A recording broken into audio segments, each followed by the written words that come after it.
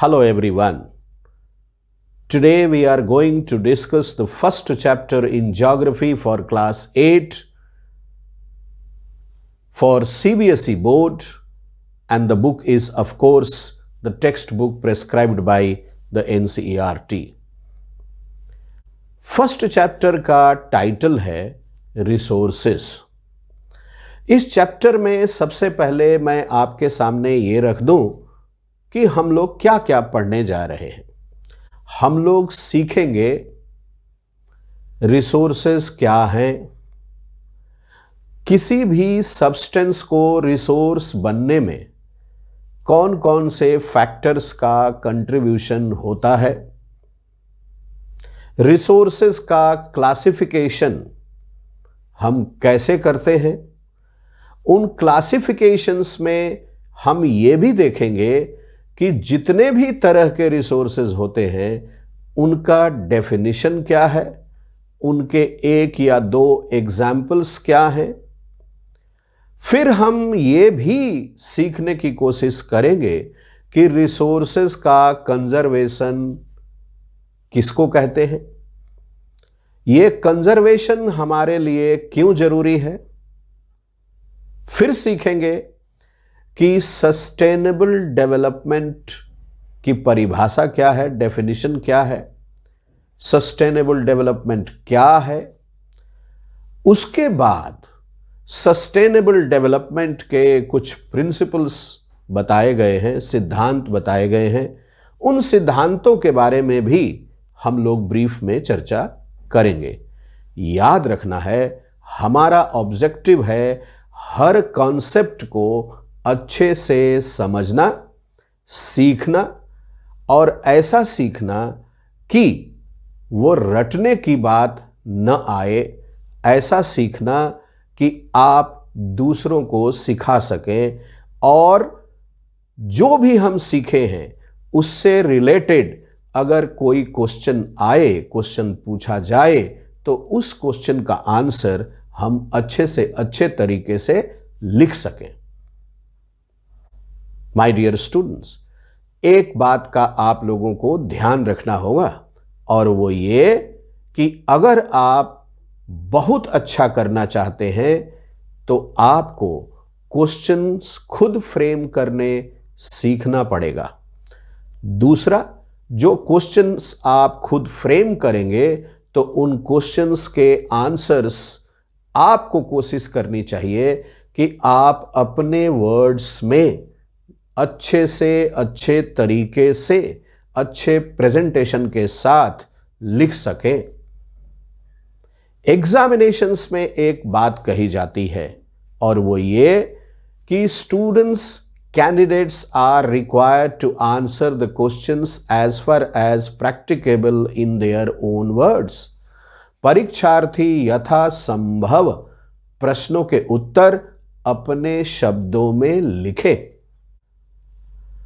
आगे बढ़ते हैं, हम लोग अपनी टॉपिक पर आते हैं। अब तो हम सबसे पहला टॉपिक जो डिस्कस करने जा रहे हैं वो है रिसोर्स क्या है। What is a resource? Anything that has utility. Anything that has usability and that has value, worth, then that is called a resource. कोई भी वो सब्सटेंस जिसकी यूजेबिलिटी होती है, जिसकी यूटिलिटी होती है, उपयोगिता होती है और उसका कुछ वैल्यू होता है, जाहिर है वो वैल्यू उसकी उपयोगिता के अनुसार होगा, यूजेबिलिटी यूटिलिटी के अनुसार होगा, तो उसको हम लोग रिसोर्स कहते हैं। तो फिर से मैं एक बार आप लोगों को बता रहा हूं कि any substance that has usability or utility and that has value or worth, then that is called a resource. तो उसको हम लोग रिसोर्स कहते हैं।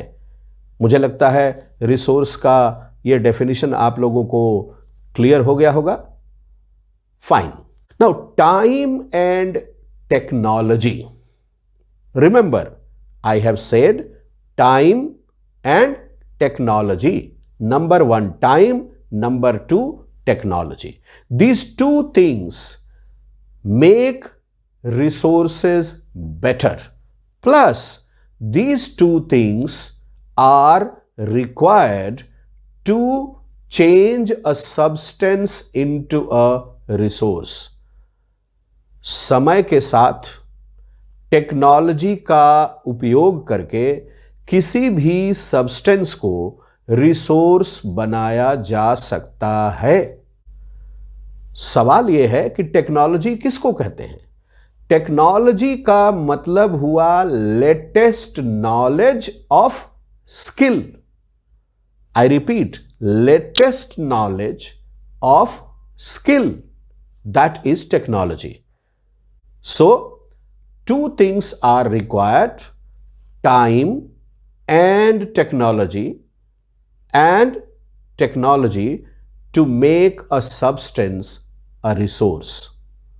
And we have to remember, हमें ध्यान रखना है, टेक्नोलॉजी में दो चीजें आ रही हैं, आपका नॉलेज और आपका skill. Latest knowledge and skill. अब बात आती है कि रिसोर्सेस का क्लासिफिकेशन कैसे किया जाए, रिसोर्सेस का वर्गीकरण कैसे किया जाए। तो क्लासिफिकेशन जब हम देखते हैं तो यह पाते हैं कि रिसोर्सेस को जेनरली 3 कैटेगरी में क्लासिफाई किया गया है।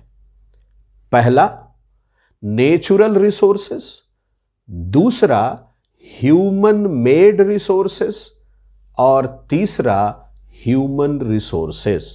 मैं एक बार फिर से दोहरा रहा हूं आप लोगों के सामने, रिसोर्सेस का क्लासिफिकेशन 3 कैटेगरी में किया गया है, यानी हम कह सकते हैं कि resources are of 3 categories.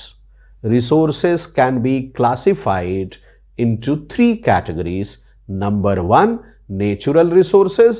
Number 2, human-made resources. And number 3, human resources. आ गई बात समझ में? ओके, हम लोग एक एक करके इन तीनों क्लासिफिकेशंस के बारे में चर्चा करेंगे। At least definition and minimum 1 or 2 examples. तो आगे बढ़े। Okay, natural resources first category था, हम लोगों ने देखा। तो नेचुरल रिसोर्सेस किसको बोलते हैं? What are natural resources? The resources which are drawn from nature and used without much modification are called natural resources. Natural resources के बारे में हम लोग कह सकते हैं कि जो नेचर से डायरेक्टली ड्रॉ किया जाता है और उसमें बिना कोई ज्यादा मॉडिफिकेशन किए हुए उसका यूज किया जाता है, तब हम बोलते हैं कि ये नेचुरल रिसोर्स है। अब कुछ एग्जाम्पल्स भी हम लोगों को देख लेना चाहिए नेचुरल रिसोर्सेस के बारे में, लेकिन ये एग्जाम्पल्स हम लोगों के आसपास में ही है। जैसे एयर हुआ, जैसे वाटर हुआ, जैसे फॉरेस्ट हुआ, ये सब क्या है? ये सब नेचुरल रिसोर्सेज ही तो हैं। This all are natural resources. थोड़ा और आगे हम लोग बढ़ते हैं, और जब थोड़ा और आगे बढ़ते हैं तो वो क्या कि नेचुरल रिसोर्सेज को भी हम लोग फर्दर क्लासिफाई करते हैं। नेचुरल रिसोर्सेज को भी हम लोग आगे थोड़ा क्लासिफाई करते हैं ताकि और आसान मामला बन सके। तो नेचुरल रिसोर्सेज का क्लासिफिकेशन क्या है भाई? नेचुरल रिसोर्सेज को हम लोग 3 बेसिस पर क्लासिफाई करते हैं।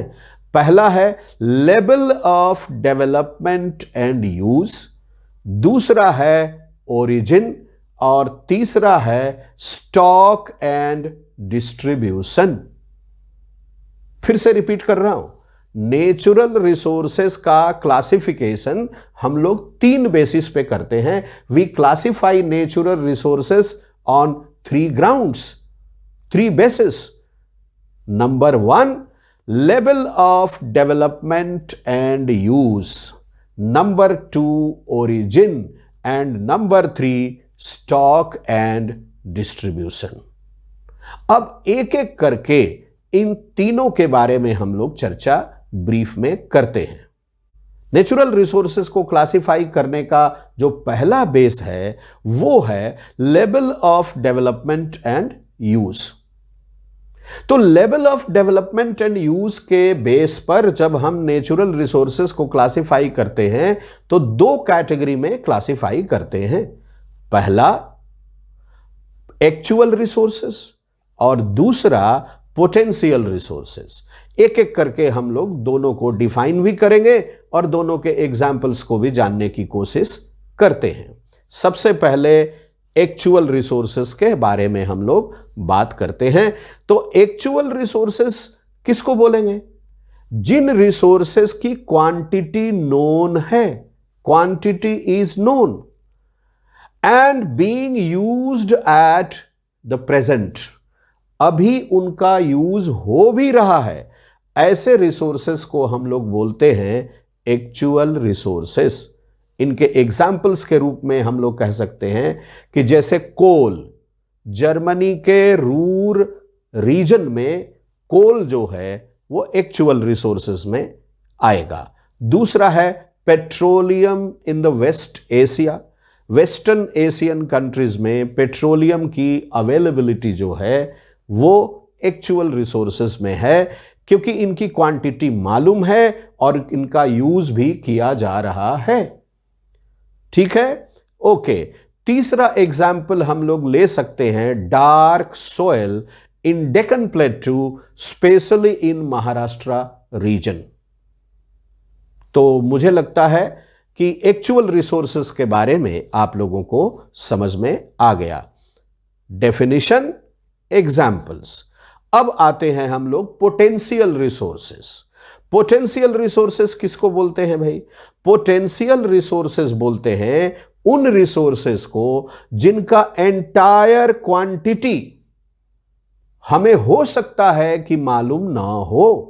The entire quantity of these resources may not be known to us, not being in used at present, अभी इनका हम लोग यूज भी नहीं कर रहे हैं। But in future these resources can be used. In resources का यूज फ्यूचर में हो सकता है। फिर से एक बार बात को रख रहा हूं, पोटेंशियल रिसोर्सेज वो रिसोर्सेज हैं जिनकी पूरी क्वांटिटी के बारे में हमें अभी पता नहीं है, लेकिन अभी हम उनका यूज कर भी नहीं रहे हैं क्योंकि क्वांटिटी ही पता नहीं है। हां, इतना है कि फ्यूचर में इनका यूज हम जरूर कर सकते हैं। तो इनको बोलते हैं हम लोग पोटेंशियल रिसोर्सेज। ये हमारा पोटेंशियल है। ठीक है, इसमें एग्जाम्पल क्या दे सकते हैं हम लोग पोटेंशियल रिसोर्सेज में?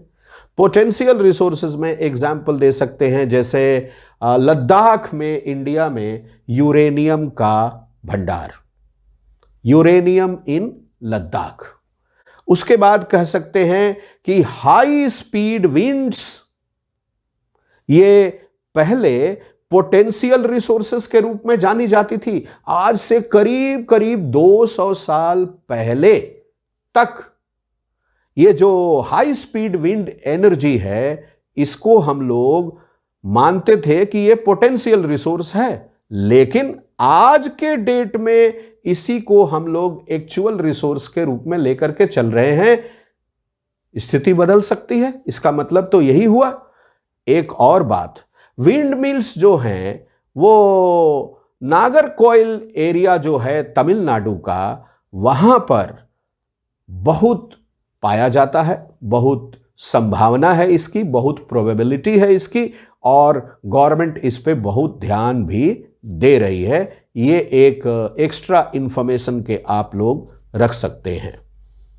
गुजरात का कोस्टल एरिया, वहां भी विंड एनर्जी का बहुत कह सकते हैं कि प्रोबेबिलिटी है, संभावना है, पॉसिबिलिटी है। हालांकि नेदरलैंड्स एक ऐसा कंट्री है जहां विंड मिल्स को बहुत ज्यादा यूज किया जाता है। तो माय डियर स्टूडेंट्स, जो पहला बेस है नेचुरल रिसोर्सेस के क्लासिफिकेशन का, level of development and use, इसको आप लोग समझ गए होंगे। इसमें दो तरह के रिसोर्सेज हैं, actual resources and potential resources. Clear हो गया? ओके, आगे बढ़ते हैं हम लोग। नेचुरल रिसोर्सेज के क्लासिफिकेशन का दूसरा बेसिस है origin. On the basis of origin, natural resources are of two categories. Number 1 abiotic and number 2 biotic. क्या है भाई ये abiotic and biotic? abiotic resources को हम लोग कह सकते हैं कि जितने भी नॉन लिविंग थिंग्स हैं, जितने भी नॉन लिविंग रिसोर्सेज हैं, वो सब abiotic रिसोर्सेज हैं। जैसे सॉयल हुआ, रॉक्स हुए, मिनरल्स हुए, ये सब के सब क्या हैं? एबायोटिक रिसोर्सेज हुए, क्योंकि ये नॉन लिविंग है। दूसरी तरफ है बायोटिक रिसोर्सेज। तो बायोटिक रिसोर्सेज हो जाएंगे लिविंग, जैसे कि प्लांट्स एंड एनिमल्स। जितने भी प्लांट्स हैं, जितने भी एनिमल्स हैं, वो सब के सब किस कैटेगरी में आएंगे भाई? वो आएंगे बायोटिक रिसोर्सेज में। तो फिर से दोहरा दूं एक बार आप लोगों के लिए कि on the basis of origin, natural resources दो तरह के हैं। एबायोटिक रिसोर्सेस यानी नॉन लिविंग, यानी एग्जाम्पल में दे रहे हैं हम लोग सॉयल, रॉक्स एंड मिनरल्स। दूसरी तरफ है बायोटिक रिसोर्सेस यानी लिविंग्स, और उसमें आ जाएंगे प्लांट्स एंड एनिमल्स। तो मुझे लगता है कि on the basis of origin natural resources का क्लासिफिकेशन आप लोगों को क्लियर हो गया। अब हम लोग बढ़ते हैं तीसरे बेसिस की तरफ। नेचुरल रिसोर्सेस के क्लासिफिकेशन का जो तीसरा बेसिस है वो है स्टॉक एंड डिस्ट्रीब्यूशन।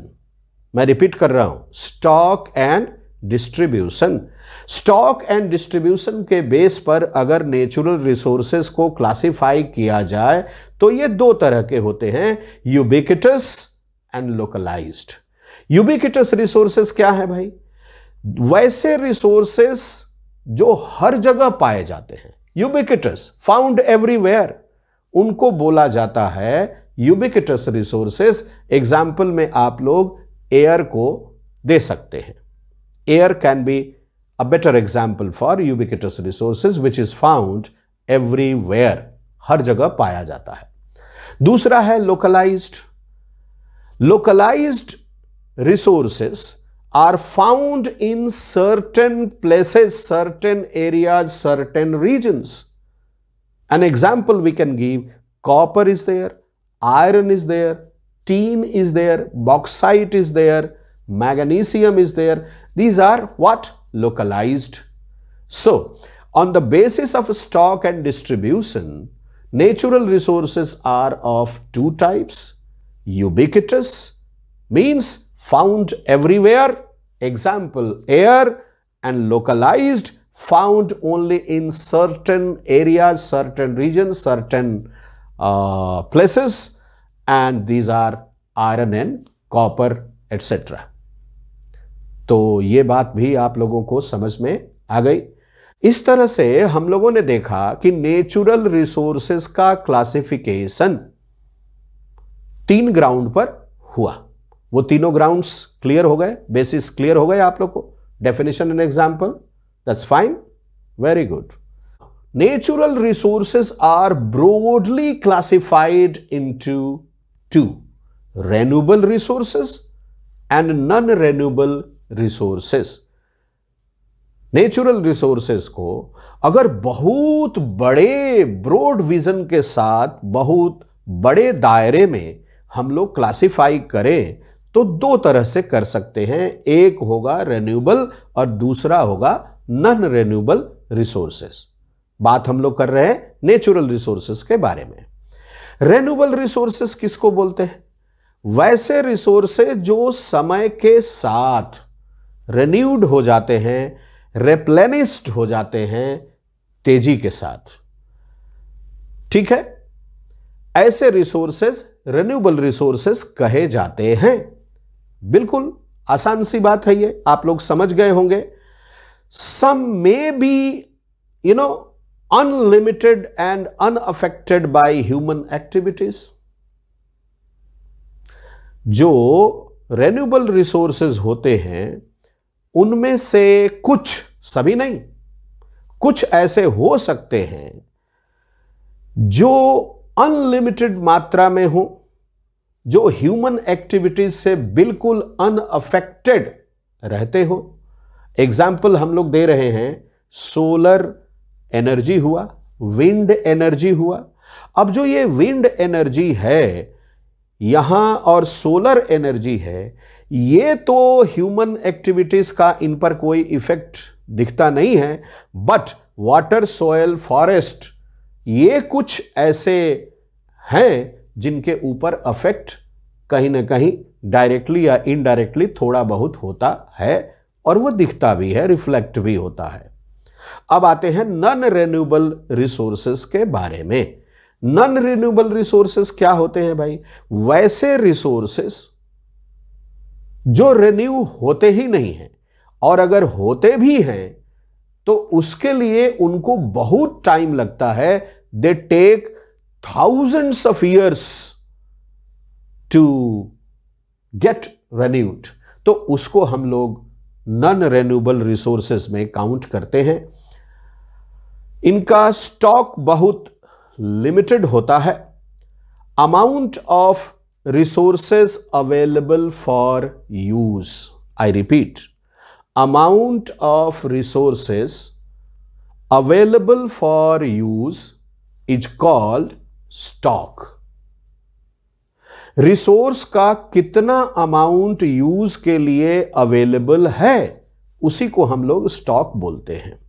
तो नॉन रिन्यूएबल रिसोर्सेज जो होते हैं इनका स्टॉक लिमिटेड होता है और थाउजेंड्स ऑफ ईयर्स लग सकते हैं इनको रिन्यू होने में। एक बार अगर ये एग्जॉस्ट हो जाते हैं, इनका यूज हो जाता है तो। एग्जाम्पल क्या है? पेट्रोलियम, कोल, नेचुरल गैस, ये सब आते हैं नॉन रिन्यूएबल रिसोर्सेस में। तो renewable resources and non renewable resources, these two are the broad classification of natural resources.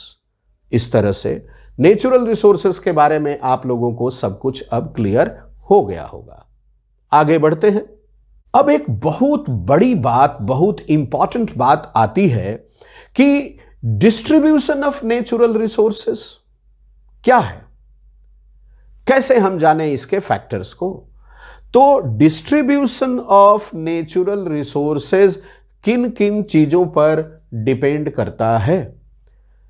Distribution of natural resources depend करता है दो चीजों पर। नंबर वन, फिजिकल फैक्टर्स, जैसे टेराइन एरिया हुआ, क्लाइमेट हुआ, altitude, altitude means height from the sea level. ये बातें आ जाएगी पहली कैटेगरी में, जिसको हम लोग बोलते हैं फिजिकल फैक्टर्स। दूसरा होगा कि these factors differ so much over the earth. Over the earth means what? In one part of the earth the terrain, climate and altitude differs from the same things in the other part of the earth। यानी धरती के एक part में terrain, climate और altitude अलग होगा और दूसरे पार्ट में अलग होगा। हम ऐसा भी कह सकते हैं कि टेराइन, क्लाइमेट और ऑल्टीट्यूड अलग अलग पार्ट में अलग अलग होता है, इसीलिए डिस्ट्रीब्यूशन ऑफ नेचुरल रिसोर्सेज भी अलग अलग जगह पर अलग अलग मात्रा में अलग अलग तरह से मिलते हैं। यह हो गया डिस्ट्रीब्यूशन ऑफ नेचुरल रिसोर्सेज। तो किस पे डिपेंड करता है? बेसिकली ये डिपेंड करता है फिजिकल फैक्टर्स पे, जिसमें 3 बातें आई: टेराइन, क्लाइमेट, ऑल्टीट्यूड। और ये तीनों बातें अर्थ के अलग अलग पार्ट में अलग अलग तरह की हैं, इसलिए डिस्ट्रीब्यूशन अलग अलग है। सिंपल सी बात हो गई। अब आते हैं दूसरा जो कैटेगरी है रिसोर्सेस का। पहला था नेचुरल रिसोर्सेस, दूसरा ह्यूमन मेड रिसोर्सेस। तो थोड़ा सा हम लोग ब्रीफ में ह्यूमन मेड रिसोर्सेस के बारे में भी चर्चा कर लेते हैं। Substances developed as resources by human beings. Human beings ही एक्चुअली सब्सटेंसेस को रिसोर्सेस में कन्वर्ट करते हैं, और ऐसे रिसोर्सेस को हम लोग बोलते हैं ह्यूमन मेड रिसोर्सेस। यानी ह्यूमन बीइंग्स जब सब्सटेंसेस को रिसोर्सेस में कन्वर्ट कर देते हैं, टाइम और नॉलेज के साथ, टाइम और टेक्नोलॉजी के साथ, टाइम और स्किल के साथ, तो इसको बोलते हैं human made resources. Now people use natural resources to make human made resources। मनुष्य जो है वो नेचुरल रिसोर्सेस को ही टाइम और टेक्नोलॉजी की मदद से, यानी टाइम और लेटेस्ट नॉलेज एंड स्किल की मदद से ह्यूमन मेड रिसोर्सेज में कन्वर्ट कर देता है, बदल देता है। एग्जाम्पल देखते हैं कि आयरन ओर जो है वो 1500 बिफोर क्राइस्ट बीसी के पहले किसी को जानकारी नहीं थी। 1500 बीसी में एशिया माइनर रीजन में हिटाइट्स लोगों ने आयरन को डिस्कवर किया था। यह टर्की के आसपास का एरिया है। उसके बाद आयरन ओर के बारे में जब लोगों को जानकारी हुई तो आयरन का यूज शुरू हो गया। कह सकते हैं कि टेक्नोलॉजी के बल पर, अपने उस समय के स्किल के बल पर, ह्यूमन बीइंग्स ने आयरन ओर नाम के नेचुरल रिसोर्स का कन्वर्ट कर दिया ह्यूमन मेड रिसोर्स में। आयरन की बहुत सारी चीजें बना दी और उन चीजों का यूज होने लगा, तो उनकी यूजेबिलिटी हो गई, उनका वैल्यू हो गया, तो वो रिसोर्स हो गए। तलवार बन गया, चाकू बन गया, ये सब क्या है? ह्यूमन मेड रिसोर्सेस है। ब्रिजेस बन गए, क्या है? ह्यूमन मेड रिसोर्सेस है। समझ में आ गई बात? ओके। पहला रिसोर्स हमारा क्या था? पहला था नेचुरल रिसोर्स, दूसरा ह्यूमन मेड रिसोर्स, अब तीसरा है ह्यूमन रिसोर्सेस। ये ह्यूमन रिसोर्सेस क्या है भाई? ना, ह्यूमन को अगर हम रिसोर्स के रूप में देखें तो इसी को बोलेंगे human resources. Human resources actually refers to, the number. Number here means quantity and abilities. Abilities, what type of abilities? Mental abilities and physical abilities of people. अगर हम people के क्वांटिटी यानी संख्या को ले लें कि वो कितने हैं, 2 हैं, 4 हैं, 10 हैं, 15 हैं, 20 हैं, और उनका मेंटल और फिजिकल एबिलिटी क्या क्या है, तो उसी के बेस पर वो काम करेंगे, उसी तरह का वो काम करेंगे। जो 10 लोग हैं, 15 लोग हैं, अगर उसमें कुछ लोग डॉक्टर हैं, कुछ लोग इंजीनियर हैं, कुछ लोग टीचर हैं, तो अलग अलग लोगों की अलग अलग यूजेबिलिटी है। उनकी संख्या कितनी है, उनका फिजिकल लेवल क्या है, उनका मेंटल लेवल क्या है, इसके बेस पर वो अलग अलग तरह के रिसोर्स के रूप में देखे जाएंगे। होप आप लोगों को बात समझ में आ रही है? हाँ, that's good. So people make the best use of nature to create more resources.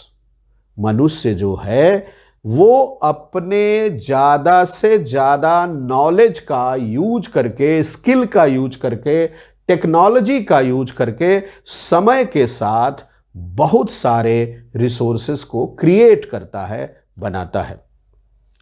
And for this they use 3-4 things: technology, time, skill, knowledge.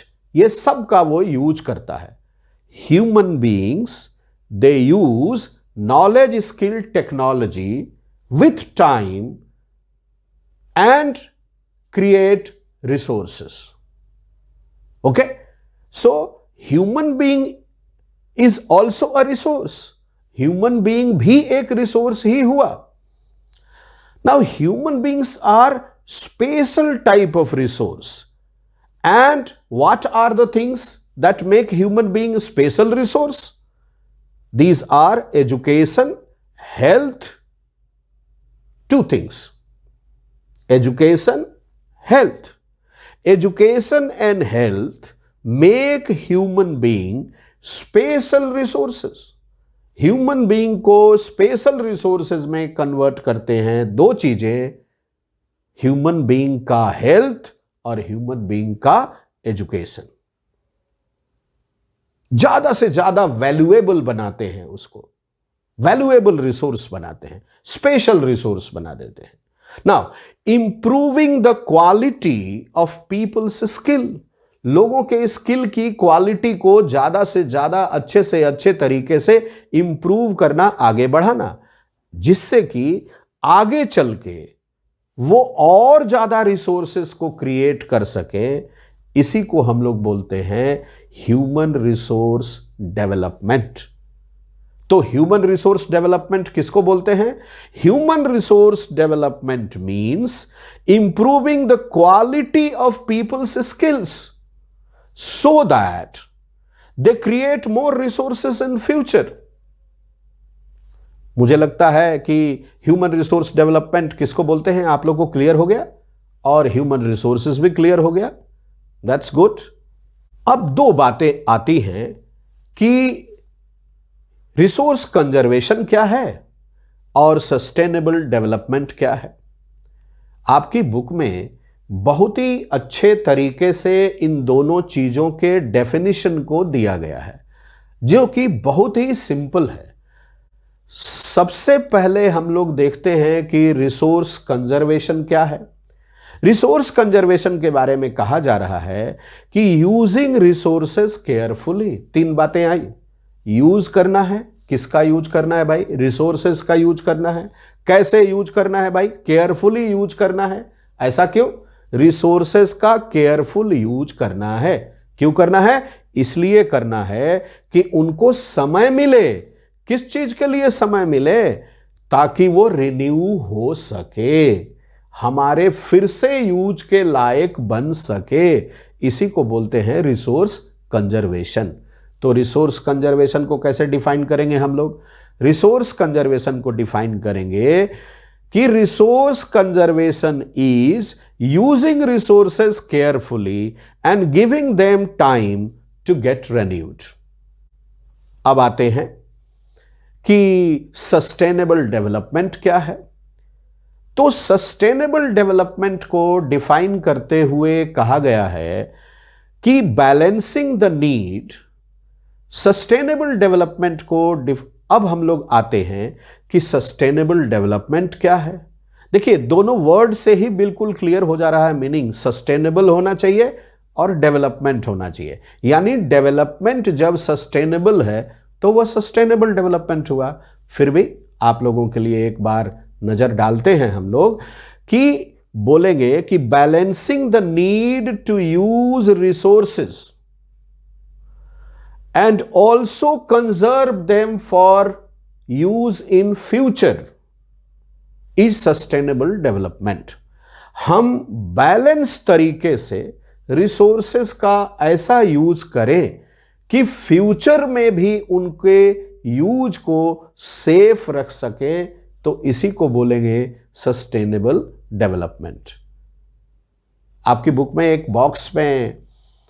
इसको थोड़ा और अलग तरीके से भी बताने का कोशिश किया गया है। और वो क्या है, वहां पे कहा जा रहा है कि केयरफुली यूजिंग रिसोर्सेस का यूज करना है, लेकिन काफी केयरफुल होके करना है।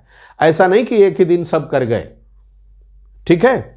तो carefully using resources so that besides meeting the requirements, जरूरतों को पूरा करने के साथ साथ ऑफ द प्रेजेंट, आज की जरूरतों को पूरा करना है।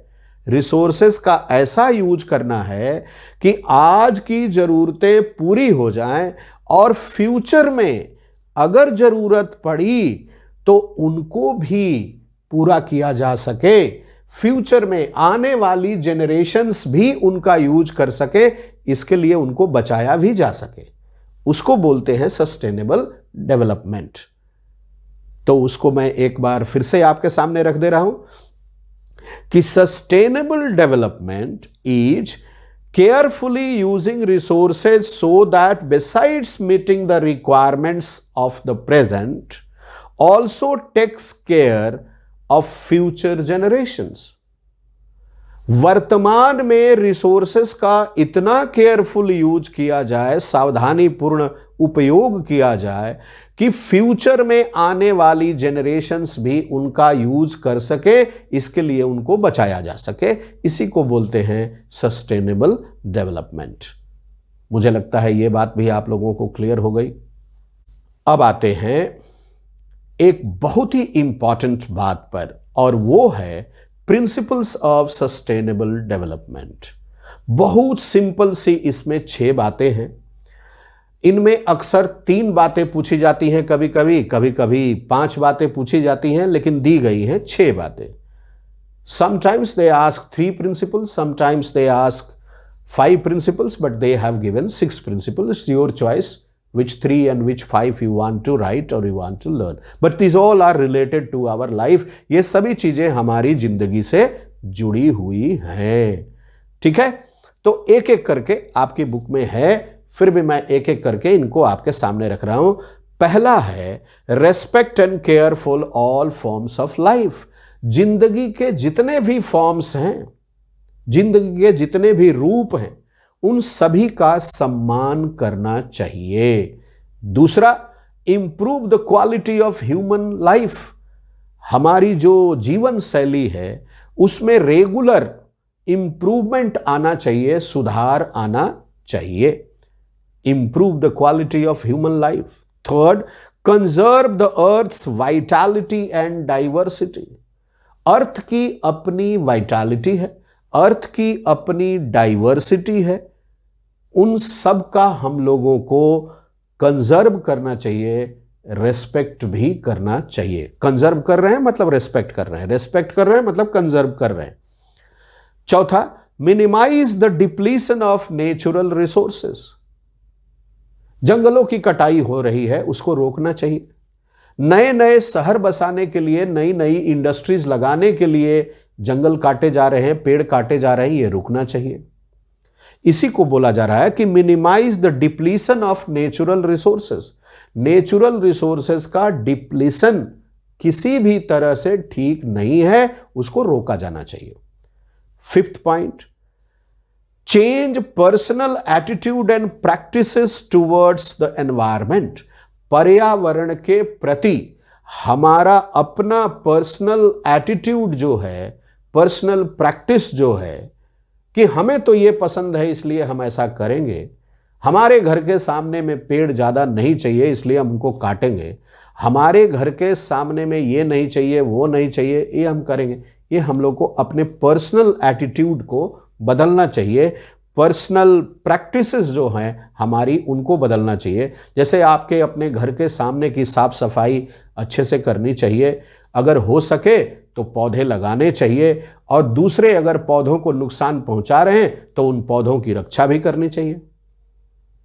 ये बात सिर्फ पौधों की नहीं है, बात यह है कि किसी भी फॉर्म में एनवायरमेंट को कोई नुकसान पहुंचा रहा है तो उसको रोकना चाहिए। खुले में कई लोग टायर जलाते हैं, वो गलत बात है, उसको रोकना चाहिए। कोई जला रहा है तो उसको आप अगर जानते हैं तो उसको समझाइए कि यह गलत बात है। ब्रीदिंग में प्रॉब्लम आती है, एयर पोल्यूशन होता है, ठीक है। तो तरह तरह से जो गलत काम लोग करते हैं उनको रोकना चाहिए और खुद भी वो काम नहीं करना चाहिए। 6th point, enable communities to care for their own environment. अलग अलग स्थानों पर अलग अलग तरह के लोग रहते हैं, उनके प्रैक्टिसेस अलग अलग होते हैं, उन कम्युनिटीज के अपने वैल्यूज अलग अलग होते हैं। उनको यह समझाया जाना चाहिए कि एनवायरनमेंट का केयर करना सबकी रिस्पॉन्सिबिलिटी है, केवल गवर्नमेंट की रिस्पॉन्सिबिलिटी नहीं है, हम सबकी रिस्पॉन्सिबिलिटी है, ठीक है। क्योंकि एनवायरनमेंट हम सबका है, जन्म से लेके, बर्थ से लेके डेथ तक, फ्रॉम क्रैडल टू ग्रेव हम इसी एनवायरनमेंट में रहते हैं। तो इसको तो सेफ हम लोगों को रखना चाहिए, ठीक है। ये सब हो गए प्रिंसिपल्स ऑफ सस्टेनेबल डेवलपमेंट। मुझे उम्मीद है आप लोगों को यह चैप्टर अच्छे से समझ में आ गया होगा। आप लोग कोशिश कीजिएगा कि जो एक्सरसाइज के क्वेश्चंस हैं उनका आंसर खुद लिखें, कहीं से रेडीमेड पा करके लिखने की कोशिश ना करें। जब भी मन में कोई कंफ्यूजन हो तो आप लेक्चर वीडियो को देखिए और इससे आपका रिवीजन भी होगा और आपका कॉन्सेप्ट भी क्लियर होगा। हम लोग हर चैप्टर, चाहे वो हिस्ट्री हो, सिविक्स हो, ज्योग्राफी हो, हर चैप्टर के ऊपर इफेक्टिव से इफेक्टिव, ज़्यादा से ज़्यादा इफेक्टिव लेक्चर वीडियोस ला रहे हैं और हमारी कोशिश है, हमारा एफर्ट है कि आपको ज़्यादा से ज़्यादा इसका एडवांटेज मिले और आप भी ज़्यादा से ज़्यादा अपने फ्रेंड्स को, अपने पीयर ग्रुप में इस बात को रखिए कि वो इनको लाभ उठा सके। अगर आपको सक्सेस मिलता है तो यही हमारा एफर्ट का सक्सेसफुल होना माना जाएगा। Thank you very much. God bless you all. Please do take care of yourself and your studies.